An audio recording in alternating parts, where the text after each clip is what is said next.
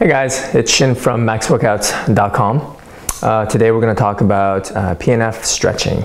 PNF stands for proprioceptive neuromuscular facilitative stretching. It's a big word, but basically it's a way to sort of maximize how or optimize how your body works, your muscles in particular, to get a greater stretch. So it's different from just passive stretching, where you're just kind of holding on and then stretching.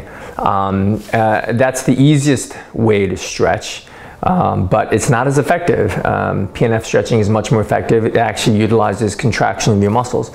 So today in particular, we're going to talk about PNF stretching of the forearms, particularly the flexors and the extensors. Doing too many activities that cause you to grip and flex your wrists, like tennis, a lot of people can overuse that and get irritation on the medial part, inside part of the elbow, right here, known as medial epicondylitis. And then also the other way, when you're doing too much sort of the wrist extension moves like this, it's also tennis or golf actually, you can irritate the extensors of the forearm. And again, that's on the other side. So the medial epicondylitis is for the flexors, and this would be the lateral epicondylitis, which is inflammation of your extensors. So we're going to tackle both of those today, although this PNF stretching can be used for pretty much anywhere on the body. So once you understand the concept, you can apply this to every part of your body. Okay, so starting with the forearms, the flexors, we're going to talk specifically about two types of PNF. This one is called the relax and hold, and what it is that you're going to get into a passive wrist flexion stretch. So this is probably the easiest way to get into it. So you're going to put your hands down on the floor and you're going to lean back and you're going to get a pretty good stretch on your forearms. Now this is the difference. So this is just a passive stretch. The difference now is that what you're going to do is you're going to isometrically contract your forearms. So that means you're going to contract this by trying to flex your forearms. It's an isometric contraction. So you're going to, let me try this. So again, so I am isometrically contracting my forearms. Of course you can't see it, but I am doing that, and you're gonna do that for about 6 seconds, and you're not going to do it super hard, anywhere between 20 to 50% of your maximum contraction. Start off light if you've never done this before, because it can hurt initially because you're stretching and you're contracting. So anyway, you contract for 6 seconds, and then you're going to relax that forearm, and then you're going to slowly get into a deeper stretch until you feel like you can't stretch anymore. You're going to breathe into it. And you can hold the stretch for 20, 30 seconds until you feel comfortable, and then you can do it again. So contract, relax, contract, relax. You're contracting your muscles in a stretched and isometric contraction. So you can do that with your with the extensors. With the extensors though, instead of just doing it this way, it's probably best to do it one arm at a time, because with the extensors, it's best to actually turn your wrist out slightly, or turn your hand out. So not just back, but out. That's the best way to get maximum tension on your extensors. So it's easier to do it one arm at a time. So I'm going to do it one arm at a time. Same thing though. You're going to get into a passive stretching position, and then I am going to isometrically contract my my extensors. So that basically means that I'm pushing the back of my hands down towards the floor, right? That's basically what it is. There's just no movement because I'm obviously pushing against the floor. So do that for 6 seconds, and then you're going to slowly lean into a bigger or a deeper stretch, right?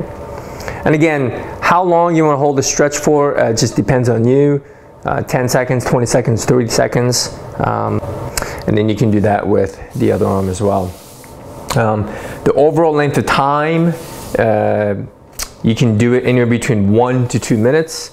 I know it's a long time to stretch, but the longer you can do this, the more you're going to feel the effect of the PNF stretching. Okay, so the second PNF stretch that we're going to do is called the contract and stretch. And the beginning part is identical. It's exactly the same. So again, let's start with the flexors. So you're going to get into a wrist flexor stretch. And then you're going to do the same thing. You're going to contract, isometrically contract your wrist flexors. But this time you're only going to hold it for 3 seconds. And then after that, you're going to relax your forearm or your flexors.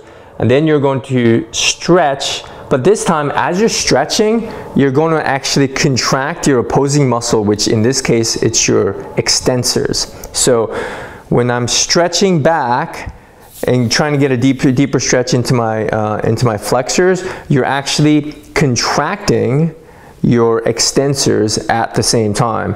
And it's called reciprocal inhibition. And basically, when you're contracting your opposing muscles, the other muscle starts to relax. So you're sort of maximizing that, concept. Okay, so I'm gonna show you again. Okay, so passive stretch of your wrist flexors. And now I'm going to isometrically contract. So I'm contracting my wrist flexors right now. 3 seconds, pretty brief. And now I'm going to contract my extensors. I'm doing that right now. And I am also going into a deep stretch. So contracting the extensors. So basically I'm trying to extend my wrist further as I'm stretching, right? So instead of just relaxing like what we did with the other stretch, relax and hold, we are actually actively contracting the opposing muscle while stretching the flexors. Again, right? You can keep on repeating this process for 1 minute to up to 2 minutes. Again, it's that the contract and stretch it's a little bit tricky, especially when you have to kind of concentrate to make sure that you're contracting the right muscles when you're stretching. So again, same thing with the extensors, right? So again, I'm going to do it one arm at a time with the extensors because it's easier to do. So again, I'm going into a passive stretch of the wrist extensors. Now I'm going to isometrically contract my wrist extensors. 3 seconds, then relax, and I'm going to actually contract my flexors as I'm stretching the extensors. It's definitely a little bit trickier, but once you get the hang of it, it is really effective. So again, 2 PNF stretches. They relax and hold, and then you have the contract and stretch. So give it a try. And again, you can apply this principle to absolutely every part of your body. Your quads, your hip flexors, your glutes, your hamstrings, whatever it is that is troubling you, or you want to increase your flexibility, or you're suffering from repetitive injury type of stuff. This is a great stretch to increase or lengthen your shortened muscles. So, all right, give it a try.